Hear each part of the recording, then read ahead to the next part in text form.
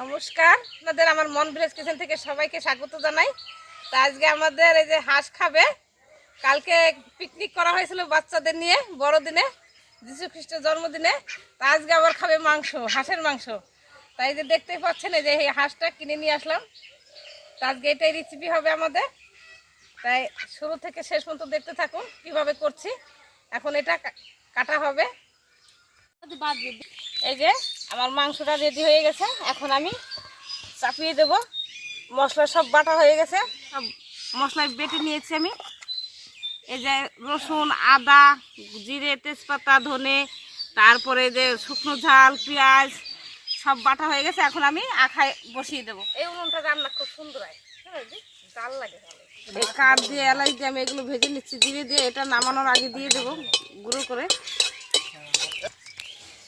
এই যে আমার জিরেটা ভাজা হয়ে গেছে, আমি নামিয়ে নিচ্ছি। এই যে আমার কড়াই গরম হয়ে গেছে, আমি তেলটা দিয়ে দিচ্ছি, সর্ষের তেল। এই তেজপাতাটা আমি দিয়ে দিলাম। এই কুচানো পেঁয়াজগুলো দিয়ে দিচ্ছি। একটু ভেজে নিই। পেঁয়াজটা করে দিচ্ছি আমার সব দিয়ে, এখন দিতে হবে না, সব দিতে হবে। এটা রসুন বাটা, এটা আদা,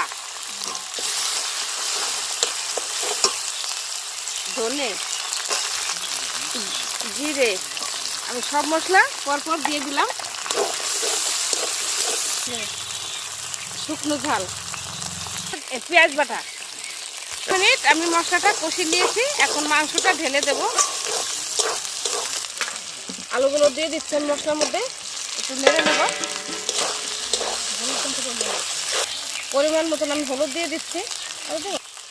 এই যে আমি মাংসটা ঢেলে দিচ্ছি।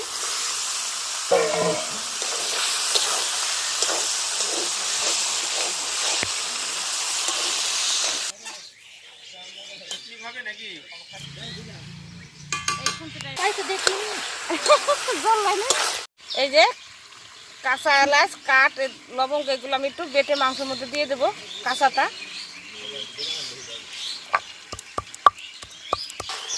এই যে কাঁচা, এই যে গরম মশলাটা দেখালাম, এলাচ, কাঠ, লবঙ্গ এগুলো আমি বেটে দিয়ে দিয়েছি। সব মশলা দিয়ে গুঁড়ো করা আছে, আমি এটা দিয়ে দিচ্ছি ছিটিয়ে মাংসের উপরে। তো এইভাবে আপনারাও রান্না করে খেয়ে দেখবেন, খুব ভালোই লাগে। হাঁসের মাংস আমি হাঁসের মাংসটা যেই নিয়মে রান্না করছি, আপনারা এইভাবে রান্না করে খেয়ে দেখবেন, খুব সুস্বাদ লাগবে।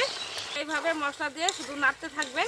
নাড়তে নাড়তে যখন এই তেলটা মধ্যে যাবে তখন জল দিয়ে ঢেকে দিতে হবে। আমি এইভাবে নাড়তেই থাকবো কিছুক্ষণ। এই যে আমি জলটা দিয়ে দিচ্ছি মাংসের ভিতরে।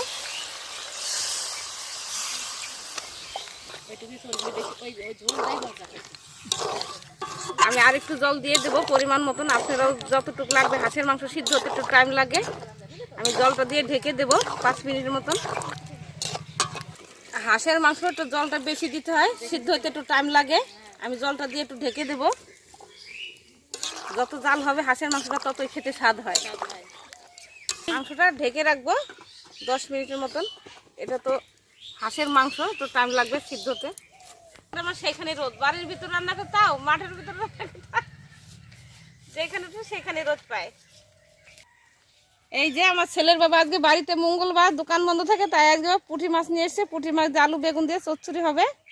উনি আবার মাংসটা বেশি ভালো খায় না। মা মাছটা কেটে নিচ্ছে, পুঁটি মাছটা। এটা আমি এখন তুলে নিচ্ছি, একটু দেখি, নেড়ে দেখি কিরকম হয়েছে। একটু নেড়ে নিই।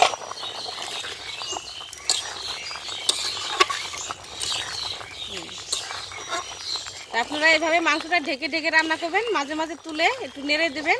তা আমি লবণটা দিয়েছি, আপনাদের দেখানো হয়নি, ভাববেন না যে লবণ দেওয়া হয়নি, লবণ দিয়েছি। আমি আবার ঢেকে দিচ্ছি, এটা নেড়ে দিলাম, নেড়ে দেওয়ার পর ঢেকে দিচ্ছি। আমি লবণ দিয়েছিলাম, তার একটু লাগবে, দিয়ে দিচ্ছি। আপনারা পরিমাণ মতন, স্বাদ মতন লবণ দিয়ে নেবেন। এই যে আমি জল কতটা পরিমাণ দিয়েছিলাম, এই দেখেন জলটা শুকিয়ে আস্তে আস্তে আরও শুকাবে। মাংসটা, হাঁসের মাংসটা একটু জল বেশি লাগে, তাই আপনারা দেখতেই পাচ্ছেন কতটা জল দিয়েছিলাম। এখন কতটা শুকিয়ে গেছে, আরও শুকাবে। এই যে আমি জিরে দিয়ে, কাঠ দিয়ে, এলাচ দিয়ে এগুলো দিয়ে ভেজে নিয়েছিলাম। এটা বাটা হয়ে গেছে, এটা নামানোর আগে দিয়ে দেবো। এটা দিয়েই নামিয়ে নেব। ভালো একটা গন্ধ আসবে।